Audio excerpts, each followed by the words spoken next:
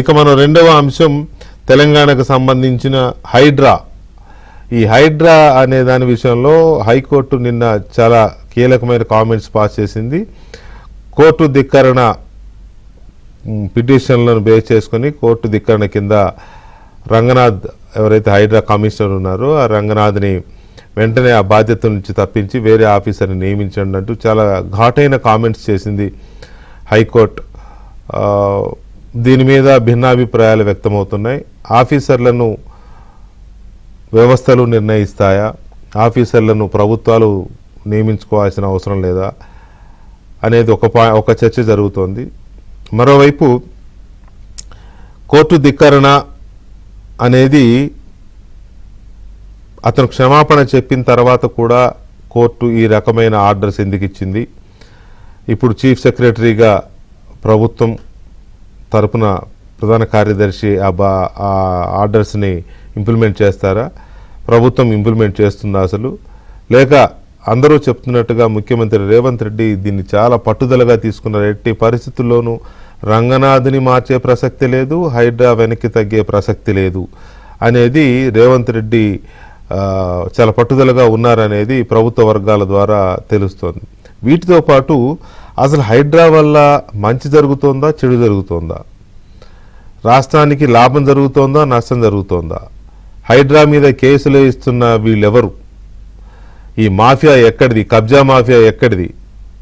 రంగనాథ్ని ఇంతగా టార్గెట్ చేసిన కబ్జా మాఫియా, ఆయన పైన కేసులు వేసిన వాళ్ళందరూ కబ్జా కోరులే అంటున్నారు. కబ్జా మాఫియా వైపు నుంచే దాదాపు 92 కేసులు పడ్డాయంటున్నారు. అంటే ఇంతగా రంగనాథ్ని మార్చేస్తే వాళ్ళ పని సులువవుతుంది అనుకుంటున్నారా? కోర్టు ఈ విషయంలో కేసును చూస్తుంది తప్ప ఎవరేశారని చూడదు కదా. సో అందువల్ల దీని వెనుక పెద్ద కబ్జా మాఫియా, పొలిటికల్ కబ్జా మాఫియా వీళ్ళందరూ ఉన్నారనేది ప్రభుత్వం యొక్క అనుమానం. ఈ విషయంలో సీఎం రేవంత్ చాలా పట్టుదలగా ఉన్నారని చెప్తున్నారు. మనం హైడ్రాకు సంబంధించి తెలంగాణ హైకోర్టు చేసిన రిమార్క్స్, అలాగే హైడ్రా కమిషనర్ రంగనాథ్ని తప్పించాలంటూ రాష్ట్ర ప్రభుత్వానికి ఇచ్చిన ఆర్డర్స్, ఈ అంశం మీద మనం చర్చిస్తున్నాం. ప్రభుత్వం చాలా పట్టుదలతో ఉంది. హైడ్రా విషయంలో కానీ రంగనాథ్ విషయంలో కానీ ఎక్కడ కాంప్రమైజ్ అవ్వాల్సిన అవసరం లేదు. అవసరమైతే అప్పీల్కి వెళ్దాం డివిజన్ బెంచ్కి, ఇంకా ఎక్కడి దాకైనా వెళ్లాల్సిందే తప్ప ఆ విషయంలో కాంప్రమైజ్ కావద్దని ప్రభుత్వం, ముఖ్యమంత్రి రేవంత్ రెడ్డి చాలా పట్టుదలగా ఉన్నట్టు ప్రభుత్వ వర్గాలు చెప్తున్నాయి. కోర్టులో ఏం జరిగింది, కబ్జా కోర్లు ఎందుకు ఇలాగా చెలరేగిపోతున్నారు, కబ్జా కోర్లకు హైడ్రా వల్ల వచ్చిన నష్టం ఏంటి అనే అంశాలు చాలా చర్చనీయాంశంగా ఉన్నాయి ఇప్పుడు తెలంగాణలో. దీని మీద కాంగ్రెస్ పార్టీ అధికార ప్రతినిధి మానవతరాయ్ గారు ఉన్నారు మనతో, అలాగే హైకోర్టు అడ్వకేట్ అరుణ్ కుమార్ గారు కూడా మనతో చర్చలో పాల్గొంటున్నారు. ముందుగా మానవతరాయ్ గారు నమస్తే అండి. నమస్తే అండి. మానవతరాయ్ గారు, ఏంటి హైడ్రా కమిషనర్ని తప్పించండి అని హైకోర్టు ఆర్డర్ ఎప్పుడైతే చెప్పారో అది విన్న వెంటనే ప్రభుత్వ వర్గాలు ఎలా ఫీల్ అయ్యాయి ఇనిషియల్గా? ఇది ప్రభుత్వ వర్గాలకు సర్వసాధారణమైన అంశం అండి. గతంలో సోమేష్ కుమార్ గారి పైన దాదాపు 300 కోర్టు ధిక్కరణ కేసులుంటే, దాదాపు 400 అంట, సుమారు 300-400 కోర్టు ధిక్కరణ కేసులుంటే ఆ కోర్టు ఖర్చులకు, లాయర్ ఫీజులకు ఒక జీవో తీశారు. జీవో 208 అని జీవో తీసేశారు. తర్వాత ఏమైనా ఆ కోర్టు ధిక్కరణ కేసు అంటే ఏంటంటే ఆ అధికారి వ్యక్తిగతంగా హాజరు కావచ్చు, లేకపోతే ఆ కోర్టు అతనికి ఒక సెక్షన్ 12 ప్రకారం, మన కోర్టు ధిక్కరణ నిబంధన సెక్షన్ 12 ప్రకారం అతనికి 6 నెలలు జైలు శిక్ష విధవచ్చు, లేకపోతే ఆయన్ని హాజరైనందుకు క్షమాపణ కోరవచ్చు. ఒకవేళ క్షమాపణ చెప్తే, షరతులు లేని క్షమాపణ చెప్తే అంగీకరించవచ్చు. కానీ ఇక్కడ కోర్టు ఉద్దేశం ఏంటంటే చాలా విచిత్రంగా ఉంది, కత్తికి 2 వైపులా పడినట్టు. ఇక్కడ కోర్టు ధిక్కరణ కేసులు వేసిన వాళ్ళంతా కూడా రాష్ట్రంలో పెద్ద రియల్ ఎస్టేట్ సంస్థల బడాబాబులు వీళ్ళంతా. అంటే వాళ్లకు అనుకూలంగా ఈ యొక్క రంగనాథ్ ఎవరన్నా ఫిర్యాదు చేస్తే ఆ చెరువు ఏదైతే ఉందో లోతుకుంట చెరువు, అది 2500 సంవత్సరాల క్రితం వెలిసినటువంటి రాళ్ళు, అది అడవులు, అక్కడ ఉన్న చెట్లు, వాటన్నిటిని కూడా బాంబులు పెట్టి పేలుస్తుంటే ఆ చుట్టుపక్కల ఉన్న వాళ్ళంతా కూడా హైడ్రా రంగనాథ్కు ఫిర్యాదు చేశారు. ఫిర్యాదు చేస్తే ఆయన వెళ్ళి చర్యలు తీసుకోండు. ఇక దానికి వీళ్ళేంది, ఆ యొక్క రియల్ ఎస్టేట్ సంస్థ ఎక్కడో 3 కిలోమీటర్ల అవతల వాళ్లకు సంబంధించిన భూమి ఉంటే యువతల ప్రభుత్వ భూమిలో వచ్చేసి కబ్జా చేసే ప్రయత్నం చేస్తుంటే రంగనాథ్ ఆ భూమిని కాపాడే ప్రయత్నం చేసిండు. ఇది తప్ప? ఇదేమో నేరమా? కాబట్టి దీన్ని ఏ విధంగా సోషల్ మీడియా అంటే ఇంకేంది అయిపోయింది, రంగనాథ్ పని అయిపోయింది అని చెప్పి మాట్లాడుతుంది. కానీ ఒక ప్రభుత్వ అధికారిని నియమించుకునేటువంటి లేకుంటే పదవిలో కొనసాగించే విచక్షణ అధికారం రాష్ట్ర ప్రభుత్వానికి ఉంటుంది. కాబట్టి తదుపరి చర్యలకు ఆయనకు కూడా కోర్టు రక్షణ కల్పించింది, రంగనాథ్కి కూడా. అదేంది ఈ తీర్పు పైన, ఈ కోర్టు దిక్కన్న తీర్పు పైన కూడా 19వ నిబంధన ప్రకారం ఆయన ఎస్ఎల్పి పిటిషన్ సుప్రీంకోర్టులో వేయొచ్చు. అదేవిధంగా సుప్రీంకోర్టుకు పోయి ఈ యొక్క తీర్పు పైన స్టే కూడా తెచ్చుకునే హక్కు కూడా ఉంది. కాబట్టి ఇక్కడ దీన్ని ఏం చేస్తున్నారంటే ఇంకేంది రేవంత్ రెడ్డి హైడ్రా అయిపోయిందంటే నేను చెప్తాను, ఇట్లాంటి ఇక ఎన్ని రకాల ప్రయత్నాలు చేసినా ఎన్ని కుట్రలు చేసినా హైడ్రా అనేది ఆగదు. అరచేతిని అడ్డుపెట్టి సూర్యకాంతిని ఆపలేనట్లే ఇవాళ పర్యావరణాన్ని భారత రాజ్యాంగం ప్రకారమే కదా రేవంత్ రెడ్డి హైడ్రాను ఏర్పాటు చేసింది. రంగనాథ్ కూడా భారత రాజ్యాంగంలో జీవించే హక్కు అంటే ఏంది, పౌరులను మంచి వాతావరణంలో కాలుష్యం లేనటువంటి స్వచ్ఛమైనటువంటి గాలి అందించే విధంగా వీటిని ప్రకృతిని పరిరక్షించే విధంగా రంగనాథ్ గారు పనిచేస్తాడు. భారత రాజ్యాంగం చెప్పిన ప్రకారం అదే సుప్రీంకోర్టు కూడా చెప్పింది. సుప్రీంకోర్టు కూడా MC Mehta versus union of India కేసులో కూడా స్పష్టంగా ప్రభుత్వ అధికారులకు స్వేచ్ఛనిచ్చింది, పర్యావరణాన్ని కాపాడాలని చెప్పింది. ఎన్ని అడ్డంకులు వచ్చినా పర్యావరణాన్ని ప్రకృతిని కాపాడాలని చెప్పింది. అదేవిధంగా 1976వ సంవత్సరంలో 42వ రాజ్యాంగ సవరణ ద్వారా 48 ఏ పెట్టుకున్నాం. 48 అంటే ఏంది, రంగనాథ్ గారు ఆ ప్రకారంగా పనిచేస్తాడు. పర్యావరణాన్ని, అడవులను, చారిత్రక సంపదను కాపాడేటువంటి బాధ్యత ప్రభుత్వాలదే. కాబట్టి హైడ్రా ఆ బాధ్యతలు తీసుకుంది. ఆ చట్ట ప్రకారం పర్యావరణాన్ని, చెరువులను, కుంటలను కబ్జాదారుల నుంచి కాపాడుతుంటే ఇవాళ దాదాపు 3,500 ఎకరాలు అంటే మొత్తం కలిపి 1,50,000 కోట్ల విలువైనటువంటి ప్రభుత్వ భూమిని కాపాడి ప్రభుత్వ పరం చేసింది కదా. వాళ్ళు వేరే వాళ్ళకి ఏం ఎన్ని ఎకరాలు ప్రొటెక్ట్ చేశారు అన్న దానికంటే కబ్జాలకు గురైపోయి కనుమరుగైపోయిన ఎన్నో చెరువులని మళ్ళీ చెరువుల్లాగా కనుల విందు చేసేలాగా వాటిని తయారు చేయగలిగారు. చాలా చెరువులు, ఒకటి కాదు. చెరువులు కబ్జా చేసింది ఎవరు? దాంట్లో బీఆర్ఎస్. అదే ఎంత మాఫియా, బీఆర్ఎస్ ఇంకొకటి పక్కన పెడితే ఒక మాఫియా, కళ్ళ ముందు కనపడతా ఒక కబ్జా మాఫియా. ఇప్పుడు బతుకమ్మకు ఉంటుంది అమ్మరపేట ఓయు పక్కన. అవును, అది ఒకప్పుడు చెరువు. దాన్ని మంచి పునరుద్ధరించి మంచి వాతావరణం తీసుకొచ్చారు. దాన్ని బీఆర్ఎస్ నాయకుడు అక్కడ ఇన్ఛార్జ్ ఉన్నటువంటి ఆయన కోర్టు పోయి అంటే చట్టంలో ఉన్నటువంటి కొన్ని అంశాలను ఆసరాగా చేసుకొని, అంటే లొసుగులు అనొచ్చు ఇంకేదైనా కావచ్చు, ఆసరాగా చేసుకొని హైడ్రాను అడ్డుకోవాలని, రంగనాథన్ తప్పించాలనేటువంటి కుట్రలు చేస్తున్నారు. ఈ కుట్రలకు కానీ లొంగే రకం కాదు రాష్ట్ర ప్రభుత్వం. సమర్థవంతమైన అధికారి సక్రమంగా పనిచేస్తాడు. అక్రమార్కులు ఎవరైనా సరే, అక్రమం అంటే అక్రమం, అది పేదవాడ, వెనకనమే అక్కినే నాగార్జున, అల్లు అర్జున, లేకపోతే సుధాకర్ రెడ్డినా, లేకుంటే ఇంకో రియల్ ఎస్టేట్ సంస్థలు ఎవరైనా సమానమే, అది గుర్తుపెట్టుకోండి. ఒక్క నిమిషం మానవతరాయ్ గారు, ఒక్క నిమిషం అండి. అరుణ్ కుమార్ గారు నమస్తే. నమస్తే సార్. అరుణ్ కుమార్ గారు, ఇనిషియల్ గా హైకోర్టు ఇచ్చిన ఈ హైడ్రా విషయంలో, పర్టికులర్గా రంగనాథ్ గారి విషయంలో ఆయన కోర్టుకి అటెండ్ అవ్వకపోవడము, కోర్టు ధిక్కరణ కిందకు వస్తుంది అని చెప్పి ముందేమో ఆయన క్షమాపణ చెప్పమన్నారు. ఆయన క్షమాపణ చెప్పాడు నిన్న. చెప్పిన తర్వాత ఈ ఆర్డర్ ప్రొనౌన్స్ అయింది, ఏది చీఫ్ సెక్రటరీకి గైడ్ చేస్తూ ఆయనని ఆ బాధ్యత నుంచి తప్పించి ఇంకో సెక్రటరీ స్థాయి అధికారిని ఎవరినో పెట్టమని. సో ఒక అడ్వకేట్గా, అంటే కోర్టుల యొక్క జడ్జిల యొక్క గౌరవాన్ని దృష్టిలో పెట్టుకుని మాట్లాడుతూ దీని మీద మీ ఒపీనియన్ ఏంటి, పాయింట్ నెంబర్ 1 అది చెప్పండి, తర్వాత రెండో క్వశ్చన్ అడుగుతారు. Sir, case to case vary. ఒక కేసుకి సంబంధమే ఉండదు. 63 కంటెంప్ట్ ఎదుర్కొంటున్న వ్యక్తి మరి ప్రతి పని ఆయన కరెక్టే చేసిందని అనుకోవడానికి అయితే లేదు కదా. కోర్టులో ఒక ఉత్తర్వు ఉన్నప్పుడు దాన్ని రెట్టేపిజం అంటారు కదా. ప్రభుత్వ అధికారుల్లో పూర్తి స్థాయి వాళ్ళే మొత్తం వ్యవహరిస్తే దాన్ని రెట్టేపిజం అంటారు. రెట్టేపిజాన్ని మరి ఎవరైనా యాక్సెప్ట్ చేస్తారా? చెయ్యరు కదా. అవును, వ్యవస్థలు ఉన్నాయి, న్యాయ వ్యవస్థ, రాజ్యాంగ వ్యవస్థ, అధికారులు మొత్తం సమన్వయంతో పనిచేసుకోవాలి. అంతే తప్ప నేనే పెద్ద, నేనే మొత్తం అని చెప్పి అనడం కూడా కరెక్ట్ కాదు. ఓకే, పర్టికులర్ కేసులో ఉత్తర్వులు ఉన్నప్పుడు దెర్ ఇస్ ఎ సిస్టమ్. ఇక్కడ ఒక సిస్టమ్ ఉంది కదా ప్రభుత్వానికి, న్యాయ వ్యవస్థ ముందుకు వెళ్ళడానికి. వాళ్ళకు అడ్వకేట్స్ అయితే ఉన్నారు కదా ప్రభుత్వం తరఫున వాదించడానికి, వాళ్ళ మీద వదిలిపెట్టాలి కదా. వాళ్ళకు కూడా ఇన్ఫార్మ్ చేయకుండా పూర్తి స్థాయిలో ఏకపక్షంగా వ్యవహరించినప్పుడు అది కోర్టు ధిక్కరణే అవుతుంది కదా. ధిక్కరించాల్సిన అవసరం ఏముంది? కోర్టును ప్రభుత్వ అధికారులే ధిక్కరిస్తే మీరు అన్నట్టు కబ్జాకోర్లు కావచ్చు, వేరే వాళ్ళు కావచ్చు, ధిక్కరించకుండా ఉంటారా?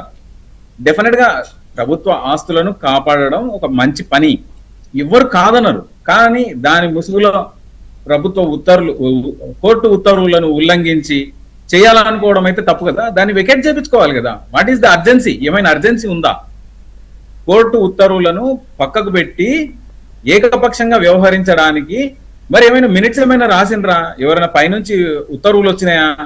కోర్టు ఉత్తర్వులను పక్కకు పెట్టి వెళ్ళు అని చెప్పి రుజువు చేయగలుగుతారా? చేయలేరు కదా. చేయలేరు కనుకనే ఆయన ఫిక్స్ అయింది. ఈరోజు ఫిక్స్ కావడం అంటే కోర్టు స్పష్టంగా చెప్పింది. ఒకసారి కాదు, 2 సార్లు కాదు, 3వ సారి యాక్షన్ తీసుకోవడానికి సిద్ధమైంది, అంతే తప్ప మొదటగానే కాదు కదా. కంటెంప్ట్ ఫైల్ అయినప్పుడే తెలిసిపోతుంది. కంటెంప్ట్ ఫైల్ అయిన తర్వాత ఈ స్థాయికి రావడానికి కనీసం ఒక 3 నుంచి 4 నెలలు 6 నెలల టైం ఉంటుంది. ఇమ్మీడియట్ గా కంటెంప్ట్ లో ఉత్తర్వులు అయితే ఇవ్వరు కదా. నోటీసులు ఇస్తారు, ఎక్స్ప్లెనేషన్ కాల్ ఫర్ చేస్తారు, కౌంటర్లు ఉంటాయి, కౌంటర్ ఆర్గ్యుమెంట్స్ ఉంటాయి. ఇవన్నీ అయిన తర్వాత కూడా అంటే వ్యవహరించిన క్షమాపణ చెప్పిండు అంటే ఇప్పుడు ఎవరి తప్పు సార్? క్లియర్ గా అన్కండిషనల్ అపాలజీ చెప్పిండు అంటే అది టీ కప్ లో తుఫాన్ వెలిసిపోయినట్టే కదా. ఈ యాక్సెప్టెడ్, తను చేసిన తప్పును ఒప్పుకున్నందుకే కదా. ఒప్పుకున్న తర్వాత కూడా ఇంకా కోర్టులను తప్పుదోవ పట్టించి కోర్టుల మీద తప్పుడుగా మాట్లాడడం అయితే కరెక్ట్ కాదనేది నా ఉద్దేశం. రైట్. అయితే ఇక్కడ పాయింట్ ఏంటంటే దీని వెనుక ఒక టార్గెటెడ్గా జరుగుతోంది. హైడ్రా వచ్చిన తర్వాత ఈ ఆక్రమణలు కానీ అది మీలాంటి వాళ్ళు కూడా చాలా మంది ఫైట్ చేశారు. చెరువుల ఆక్రమణల మీద, ప్రభుత్వ భూముల ఆక్రమణల మీద, నాలాల ఆక్రమణల మీద, ఇవన్నీ మీలాంటి లాయర్లు చాలా మంది ఫైట్ చేశారు, కోర్టుల్లో కేసులు వేశారు. ఇది ఓపెన్ ఇదే కదా. సో హైడ్రా వచ్చిన తర్వాత ఇటువంటి వాటన్నిటిని మళ్ళీ రికవర్ చేయడము, పునరుద్ధరించడము, తర్వాత ఆ ల్యాండ్స్ మళ్ళీ వెనక్కి లాక్కోవడము, అక్కడ ఏమైనా నిర్మాణాలు చేస్తే వాటిని కూలగొట్టి ఇచ్చేయడం, ఇవన్నీ చూస్తున్నాం కదా మనం. సో ఈ మాఫియా లేకపోతే ఈ కబ్జా కోర్లు అందరూ ఒక్కటై టార్గెటెడ్గా 1 by 1 పదుల సంఖ్యలో కేసులు వేయించి పరిస్థితిని ఇక్కడ దాకా తీసుకొచ్చారు. ఓకే, రంగనాథ్ రెట్టేపిజానికి పాల్పడ్డారా, లేకపోతే కోర్టు వాయిదాలకు వెళ్ళలేదా, కోర్టు చెప్పినట్టు వినలేదా, అది ఒక పార్ట్. కానీ టార్గెటెడ్గా హైడ్రాని టార్గెట్ చేస్తూ, రంగనాథ్ని టార్గెట్ చేస్తూ ఈ కేసులు వేయించారు అనేది ఒకటి ఉంది. మీరు కోర్టు ఎప్పటికప్పుడు చూస్తూ ఉంటారు కదా, దాని మీద ఏంటి మీ ఒపీనియన్? నేను అదైతే కరెక్ట్ కాకపోవచ్చు సార్. ఎందుకంటే బాధితులు ఉంటారు. ఇప్పుడు కబ్జా కోరులు డైరెక్ట్ గా కోర్టుకు రావట్లేదు. కబ్జా కోరులు దాంట్లో మీద వాటర్ బాడీస్ మీద కబ్జా కోరు డైరెక్ట్ రాదు కదా లాయర్ గారు. కబ్జా కోరులు ఎవరి ద్వారానో వస్తారు. ముంచేసి ఇండ్లను నిర్మాణం చేస్తే జీవితకాలం ఇన్వెస్ట్మెంట్ సార్. అవును, ఎవరైనా ఇల్లు కొనాలనుకునేటోళ్ళు కోట్ల రూపాయలు పెట్టి ఇండ్లు కొన్న తర్వాత వాళ్ళను ఎవాక్యుయేట్ చేయించడం, ఉన్న పలంగా ఇంట్లో సామాన్ కూడా తీసుకోకుండా డెమాలిష్ చేయడం వల్ల జరిగే పరిణామాల వల్ల వాళ్ళు కలత చెంది వస్తున్నారు తప్ప యాక్చువల్ గా ఇక్కడ ప్రభుత్వం కూడా సగమే యాక్షన్ తీసుకుంటుంది, పూర్తి యాక్షన్ తీసుకోవట్లేదు. కనుకనే మీరు అన్నట్టు కబ్జాదారులు ఎక్కువ బిహేవ్ చేస్తున్నారు. చేయాల్సింది ఏంటంటే కబ్జా చేసిన దానికి కూడా క్రిమినల్ కేసులు రిజిస్టర్ చేస్తే ఎవరైతే బాధితులు ఉన్నారో బాధితులను విట్నెస్ గా తీసుకొని వాళ్ళని కబ్జా ఎవడైతే చేసిండో వాడిని పీసమంచాలి, వాని మీద కేసులు రిజిస్టర్ చేయాలి, లోపల పంపించాలి. అప్పుడే కదా భయపడేది. అప్పుడు అందుకే ప్రభుత్వం కరెక్ట్ చేస్తుంది. ప్రభుత్వాన్ని కూడా తప్పుపట్టడానికి లేదు. హైడ్రా చేస్తున్న కార్యక్రమాలు కూడా 90% కరెక్టే ఉండొచ్చు.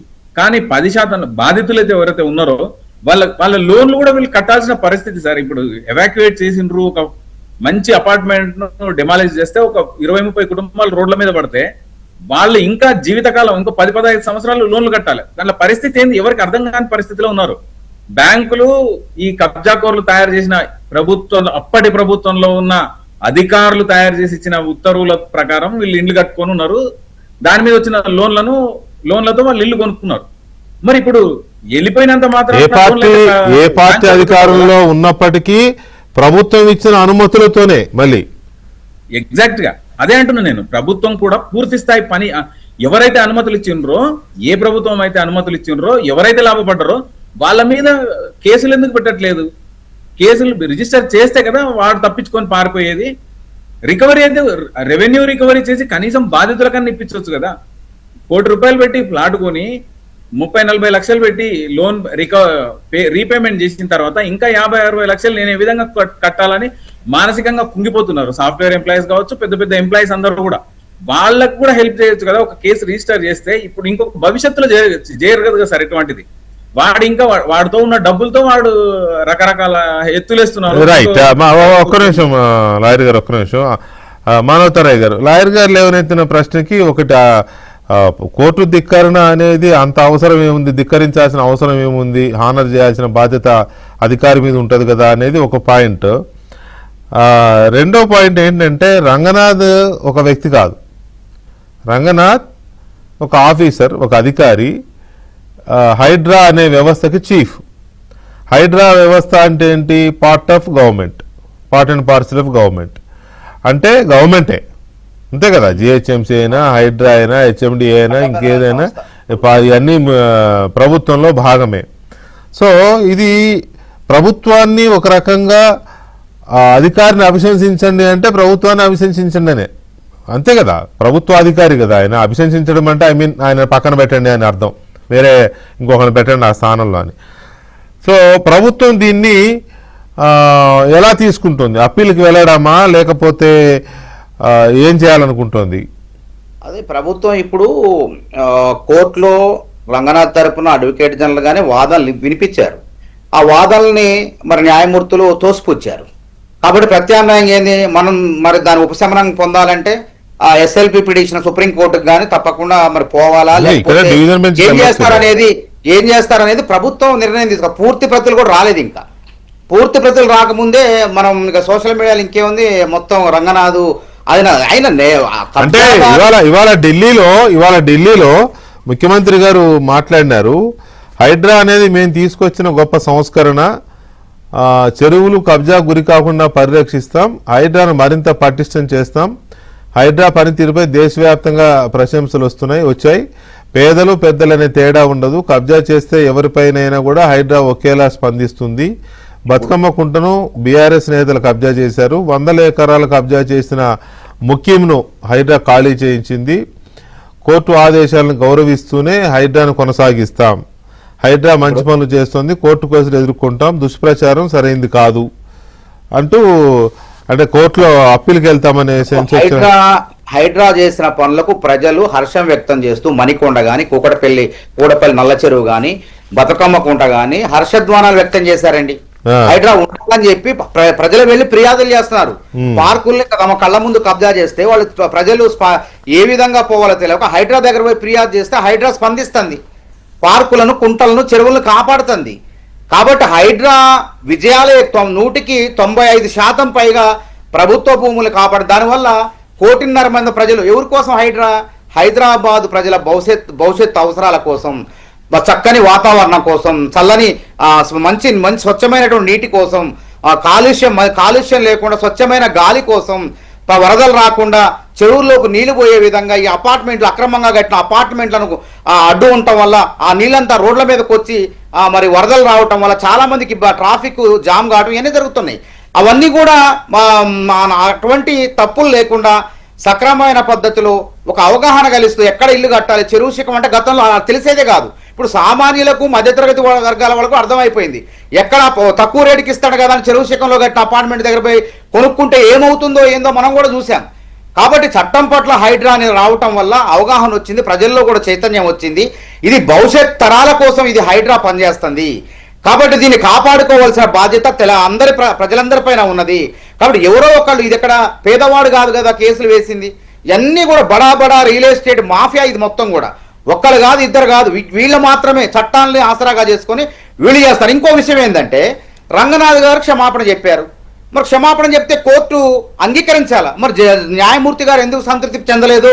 అది అర్థం కానటువంటి అంశం. సరే, ఏదేమైనా కోర్టు అంటే మా గౌరవం, చట్టాలని, కోర్టు తీర్పులను గౌరవిస్తాం, ప్రత్యామ్నాయ మార్గాల ద్వారా న్యాయం పొందడానికి ప్రయత్నం చేస్తాం. హైడ్రాను కాపాడుకునేందుకు రాష్ట్ర ప్రభుత్వం ముందుకే వెళ్తుంది.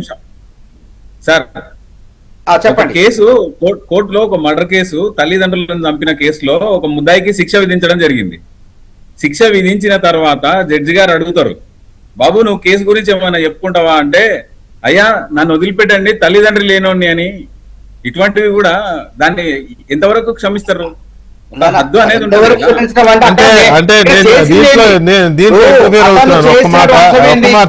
ఒక మాట మానవతరాయ్ గారు, ఒక్క మాట మానవతరాయ్ గారు, ఒక్క నిమిషము. దీంట్లో నేను కొంచెం ఇన్వాల్వ్ అవుతున్నాను.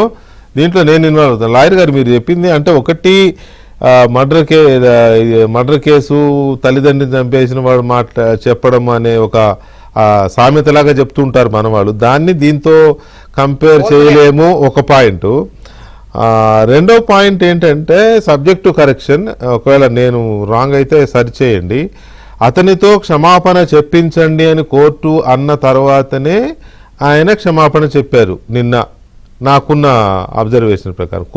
కోర్టు ఆగ్రహం వ్యక్తం చేసి అతను క్షమాపణ చెప్పమని ముందు అని అన్నారు కోర్టు వారు. అంటే నిన్న వారు క్షమాపణ చెప్పారు, చెప్పిన తర్వాత ఈ ఆర్డర్ ప్రొనౌన్స్ అయింది.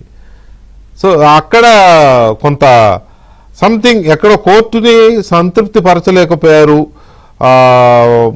ఈ క్షమాపణ చెప్పి కూడా అనేది ఒకటి అనిపించింది. యా మానవతరాయ్ కంటిన్యూ చేయండి. ఇప్పుడు కోర్టు ఉద్దేశం అనేది ఇప్పుడు అంటే కబ్జాదారుల పక్షమా, లేకుంటే కబ్జాల నుంచి ప్రభుత్వ భూములను కాపాడుకుంటూ లక్షలాది కోట్ల భూముల్ని ప్రభుత్వ పరం చేస్తూ మేలు చేసినట్టు రంగరాజు పక్షమా అంటే ఇక్కడ మన ఉద్దేశం స్పష్టంగా కనపడుతుంది. కాబట్టి ఇక్కడ మన వాదనలు తోసిపుచ్చారు కోర్టు న్యాయమూర్తులు. కాబట్టి మనం న్యాయం కోసం ప్రభుత్వం ఇలా సిఎస్ గారు కానివ్వండి, ముఖ్యమంత్రి గారు వచ్చిన తర్వాత తప్పకుండా దీన్ని ఏ విధంగా అధిగమించాలి, తర్వాత రంగనాథ్ విషయంలో ఏ విధంగా మధ్యంతర ఉత్తర్వులు తీసుకురావాలనే ప్రయత్నం కూడా ప్రభుత్వం చేసే అవకాశం. కోర్టులు కబ్జాదారుల తరపున ఎందుకు మాట్లాడతాయిలే గానీ అట్లా మాట్లాడదు. కాకపోతే ఏంటంటే కొన్ని సందర్భాల్లో ప్రొసీడింగ్స్ కానీ, లీగల్ ప్రొసీజర్స్ కానీ పక్షము పేదవాడు ఇల్లు కూలిస్తేనే అంటారు, కానీ అక్కడ కాదు కదా. 10,500 కోట్ల విలువైనటువంటి భూమి పైన, ప్రభుత్వ భూమి పైన ఆక్రమించుకుంటూ బాంబులు పెట్టి ఎటువంటి అనుమతులు లేకుండా రాళ్లను పగలగొట్టి చెట్లను నరుకుతుంటే ప్రజలు ఫిర్యాదు చేస్తే రంగనాథ్ పోయిండు. కాబట్టి కబ్జా ఎవరు అయితే కోర్టు కూడా, రంగనాథ్ కూడా వాదనలు వినిపించారు. ఇది ప్రభుత్వ భూమి, వీళ్ళ భూమి అక్కడ ఉంది, 3 కిలోమీటర్ల అవతల ఉందని చెప్పి వాదనలు, రంగనాథ్ లాయర్లు వాదనలు, అడ్వకేట్ జనరల్ వినిపించిన మరి ఇక్కడ ఒక విషయం అయితే మనం మాట్లాడుకోవాలి అరుణ్ కుమార్ గారు. హైడ్రా విషయంలో మొదటి నుంచి కూడా ప్రభుత్వం అంటే ముఖ్యమంత్రి గారు పర్సనల్ గా చాలా స్టబన్ గా ఉన్నారు. రంగనాథ్ కూడా మీరు ఎక్కడా తలంచాల్సిన అవసరం లేదు. అంటే ఇట్ డజంట్ మీన్ కోర్టులకు కాదండి, కోర్టులకు తలంచొద్దని కాదు. మీరు ఎవరి ఫైరవీలకు, ఎవరి ఒత్తిళ్లకు తలంచొద్దు. ఈ ఎక్కడైనా అక్రమాలు ఉన్నాయి, లేకపోతే అక్రమ నిర్మాణాలు ఉన్నాయి, కబ్జాలు ఉన్నాయంటే మీరు ఏం వెనక ముందు ఆలోచించొద్దు. రికార్డ్స్ చూసుకొని ఒకసారి క్రాస్ వెరిఫై చేసుకుని మీరు ప్రొసీడ్ అయిపోండి అని చెప్పి చెప్పడము. హైడ్రా ప్రొసీడ్ అవుతుంది అని అంటే హైడ్రా అక్కడికి వెళ్ళి వర్క్ స్టార్ట్ చేసేంత వరకు ముఖ్యమంత్రి గారు కూడా ఎలాంటి ఫోన్లు అటెండ్ చేసేవారు కాదు స్టార్టింగ్ లో. అంటే నాకు నేను కూడా అబ్జర్వ్ చేసా కాబట్టి చెప్తున్నా, ఎందుకంటే ఆ ఫోన్లు వచ్చే దాని గురించి అని తెలుసు కాబట్టి ఈయన ఫోన్లు అటెండ్ చేయకుండా అట్లా కూడా జరిగినాయి. అంటే హైడ్రాని ఒక స్వతంత్రమైన ఖచ్చితమైన నిబద్ధత అంటే స్టబ్బన్ గా పనిచేసే విధంగా చేయాలనుకున్నది ప్రభుత్వం. బహుశా అదేమైనా ఇట్లా దారి తీసింది అనుకోవచ్చు అరుణ్ గారు? సార్ డెఫినెట్ గా మనం ఈ కేసు మాత్రమే చూడాలి సార్. ఈ కేసులో కోర్టుకు ఎందుకు ఆగ్రహం వ్యక్తం చేసింది అనే దాన్ని మాత్రమే కన్ఫైన్ కావాల్సి వస్తుంది. మంచి పని చేసిండొచ్చు, నేను చెప్పట్లేదు మంచి పని చేయట్లేదు అని నేను చెప్పట్లేదు. 90% మంచి పనులు చేసినా 10% ఎక్కడైనా పొరపాట్లు జరిగింటే కోర్టు అనేది, అడ్వకేట్లు, కోర్టు అనేది ఒక స్కానర్ సార్. ఈ మన ఆప్టికల్ మౌజ్ ఏదైతే మనం పరీక్షల్లో రాసి వచ్చిన తర్వాత ఏబిసిడీలు పెట్టేస్తారు కదా పిల్లలు, దాన్ని స్కాన్ చేసే యూనిట్. ఎక్కడైతే కరెక్ట్ ఆన్సర్ ఉంటుందో అక్కడ మాత్రమే మార్కులు ఇస్తుంది తప్ప స్కానరు నేను సిని ఆఫ్ చేస్తే బికి మార్కులు ఇవ్వలేదు అని లేదు. కాబట్టి పర్టికులర్ గా మనం ఆప్టికల్ మౌజ్ లాగానే పనిచేస్తుంది కోర్టు. దీంట్లో తప్పు పట్టాల్సిన అవసరం లేదు. Cannot attribute anything to courts. దాన్ని అట్రిబ్యూట్ చేయాల్సిన అవసరం కూడా లేదు. ఎందుకు అంటే ఆర్డర్ ఉన్నప్పుడు దాన్ని ఎందుకు వెకేట్ చేసేదాకా ఆగలేదు? ఆర్డర్ వెకేట్ చేయించవచ్చు కదా. అంత అర్జెన్సీ ఉంటే హౌస్ మోషన్స్ ఉన్నాయి కదా సార్. ప్రభుత్వం కూడా హౌస్ మోషన్లు ఎన్నోసారి చేస్తుంది. ప్రభుత్వం తరఫున హౌస్ మోషన్లకు పోతారు, దాన్ని వెకేట్ చేయించుకుంటారు. అర్జెన్సీ ఉంటే మళ్ళీ 2 రోజులకు, 3 రోజులకు, వారం రోజులకు పోస్టింగ్ చేపించేసి దాన్ని వెకేట్ చేయించుకునే అవకాశాలు సమృద్ధిగా ఉన్నాయి. సఫిషియెంట్ టీం ఉంది, అద్భుతమైన టీం ఉంది ప్రభుత్వానికి. అయినా కూడా మరి ఒక వ్యక్తి పూర్తి స్థాయిలో ఆయనను జ్యుడిషియరీని బుల్డోజ్ చేయమని చెప్పేసి అయితే ఎక్కడ ఉండదు కదా ఆర్డరు. బీయింగ్ ఐపీఎస్ ఆఫీసర్ రాజ్యాంగ పరిమితుల్లోనే ఆయన పనిచేయాలి కదా. ఎంత అధికారం ఇచ్చినా, విస్తృత అధికారాలు ఇచ్చినా కూడా ఈ cannot bulldoze the orders of the judiciary. కోర్టులను దాటి వెళ్లే అవకాశం అయితే లేదు కదా సార్. డెఫినెట్ గా కోర్టుల్ని బుల్డోజ్ చేయకూడదు. బిల్డింగులు బుల్డోజ్ చేశాం కదా అనే దీంతో కోర్టులను అయితే బుల్డోజ్ చేయకూడదు, నో డౌట్. కానీ ఒక సీనియర్ ఐపీఎస్ అధికారి రంగనాథ్ మొదటి నుంచి కూడా కొంత నేమున్న ఆఫీసరు, తర్వాత సీనియర్ ఐపీఎస్గా ఉన్న ఆయన ఎందుకు మరి అంతగా బుల్డోజ్ చేశారు? బుల్డోజ్ చేసే ఉద్దేశపూర్వకంగా బుల్డోజ్ చేశారా లేక, ఎందుకంటే ఆయనకి అడ్వకేట్స్ ఉంటారు, హైడ్రాకి లీగల్ అడ్వైజర్స్ ఉంటారు కదా, ప్లస్ ప్రభుత్వానికి అడ్వకేట్ జనరల్స్ ఉంటారు. గత ప్రభుత్వానికి ఎలాగైతే అడ్వకేట్ జనరల్ ఉన్నారో అంతే కదా, గత ప్రభుత్వానికి అడ్వకేట్ జనరల్స్ ఉన్నట్టే ఈ ప్రభుత్వానికి కూడా అడ్వకేట్ జనరల్స్ ఉంటారు, పబ్లిక్ ప్రాసిక్యూటర్స్ ఉంటారు, లీగల్ అడ్వైజరీ బోర్డు ఉంటుంది, లీగల్ సెక్రటరీ న్యాయ కార్యదర్శి ఉంటారు, వీళ్ళందరూ ఉంటారు. మరి వాళ్ళందరి సలహాలు లేవంటారా? వాళ్ళెవ్వరి సలహా లేకుండా ఈయన ఒక్కడే బుల్డోజ్ చేసుకుంటూ వెళ్ళిపోయాడని మనం అనుకోలేం. ఖచ్చితంగా ఇది ఒకవేళ బుల్డోజ్ చేయడమే కనుక నిజమైతే ఇది ఒక టీమ్ ఎఫర్ట్ అయి ఉండాలి. బుల్డోజింగ్ కూడా ఇది కూడా ఒక టీమ్ ఎఫర్ట్ అయి ఉండాలి. ఏమైనా మరి ముఖ్యమంత్రి గారు ఇంకా ఢిల్లీలోనే ఉన్నారు, వస్తారనుకుంటా. మరి రేపు ఆర్డర్ కాపీ వచ్చిన తర్వాత ప్రభుత్వ నిర్ణయం ఎలా ఉంటుంది, అప్పీల్కి వెళ్తారా? ఒక్కొక్కసారి కామెంట్స్ ఆర్డర్లో ఉండవని కూడా అంటూ ఉంటారు ఇవి కోర్టు ఆర్డర్స్లో. అది చూడాలి, రేపు ఆర్డర్ కాపీ వస్తే దాన్ని బట్టి ప్రభుత్వం ఎలా ప్రొసీడ్ అవుతుందో చూద్దాం ఏం జరుగుతుందో. Anyway, thank you very much Arun Kumar గారు, అలాగే మనోజ్ తరయ్ గారు, థ్యాంక్ యూ అండి చర్చలో పాల్గొన్నందుకు. ఇది వాటి డిబేట్. మళ్ళీ రేపు కలుద్దాం. శుభ్రం.